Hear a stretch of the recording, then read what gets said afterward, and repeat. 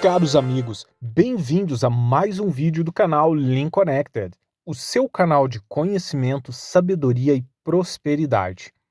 Hoje inicio uma nova playlist chamada Pontos de Vista. Confira então pontos de vista sobre pobreza e pobreza de espírito.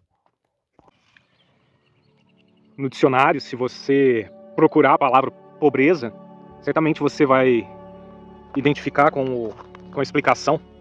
Até porque não é muito difícil uma pessoa designar, né, um significado para pobreza. Mas se a gente analisar por outros pontos de vista, veremos que a pobreza tem vários significados. Isso vai depender com a realidade de cada um, mas principalmente com o nível de consciência de cada um. Para uma pessoa interesseira, a pobreza vai identificar para ela, assim, num aspecto direto, a questão material. A pessoa vai se identificar com isso daí. Para uma pessoa que é da área estatística, política, funcionário público, professor, talvez pode identificar a pobreza como uma diferença de classes, por questão material também. Mas ele já começa a considerar o indivíduo, a situação política e econômica de um lugar. Mas vamos ir mais além. Temos a questão, então, pobreza material e a pobreza em questão do indivíduo. Talvez você já deve ter ouvido uma expressão comum, a pobreza de espírito. É bem comum mesmo.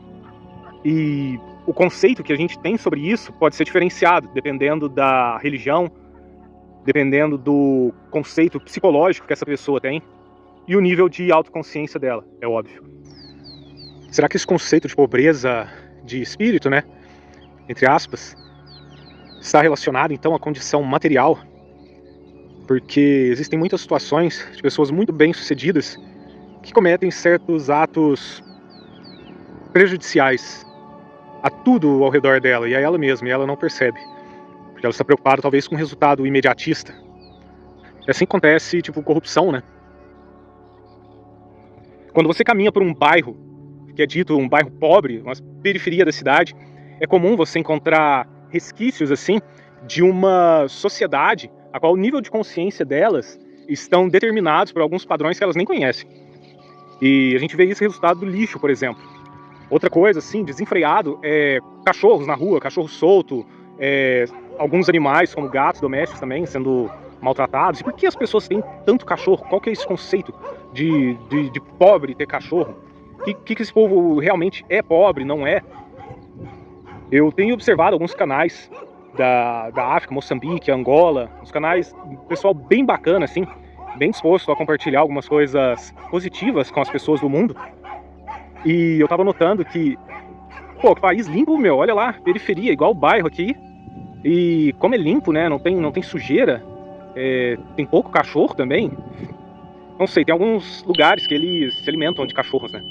Então é óbvio que é pouca o número de cachorros nesse âmbito social.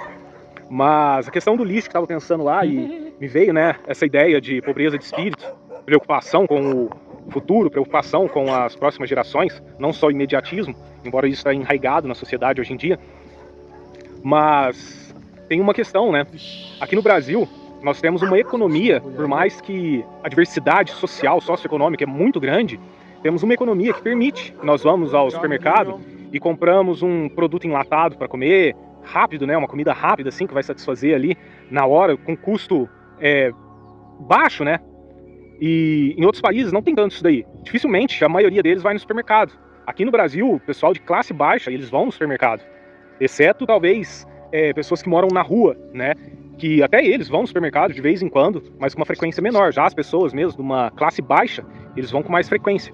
E sem falar a quantidade de sacola plástica que é enviada, né, para essas casas, assim, de uma maneira cômoda, né, você carregar as suas coisas, mas depois você descarta, coloca outros lixos, mistura lixo ali dentro, e isso vai para os lugares que a prefeitura do local determinar, né. E a questão dos cachorros é primitivo, né. Alguns locais da existência humana, né, dos primórdios ali, eles tinham os cachorros para ajudar a cuidar do espaço deles, né. uma questão de segurança. Isso faz sentido até hoje. Se você olha as casas, o telhado delas é bem mais sensível. As portas são portas que facilmente podem ser arrombadas. O quintal, se você pendura uma roupa, alguém pode simplesmente entrar ali e pegar. Então o cachorro faz esse papel assim muito bem feito, né? Muito bem feito. Claro, aqui está o conceito que eu peguei, esse daqui foi diferente. Foi um conceito mais... Ele estava abandonado na rua e era muito bonito. Ainda é bonito. E falei, pô, vou levar esse cachorro para eu cuidar e para ser meu amigo também. Morando em outra cidade, longe dos meus amigos e tudo mais, veio atender aí as expectativas, até mais. Aprendi muita coisa com ele, principalmente questão de paciência. Já a sociedade que tem o bicho apenas para proteger a casa deles, é difícil de julgar também, porque acaba tendo um apego emocional grande, a maioria deles. Mas quando suas frustrações vêm à tona, você não tem o pobre, né, esse tipo de pessoa assim, que tipo, tem uma casinha simples, ele ouve as músicas que mais toca no rádio, ele assiste a novela, ele tem esse tipo de influência assim. Ele não lê um livro, alguns vai à escola, mas vai por questão de obrigação. Outros que buscam estudar assim, eles têm esse conceito de que o estudo vai proporcionar uma vida melhor para eles. E a preocupação com o próximo, com o meio ambiente, com tudo aquilo que faz parte do todo, né, que somos um só, ele não se preocupa. E acaba descontando suas frustrações, né, nos pobres animais, assim, com maus tratos, deixa eles sem comer, deixa sem água, dá tapa, chuta, joga pedra. Acaba sendo comum as crianças ter esse tipo de comportamento. E fica essa reflexão do que é a pobreza de espírito, então.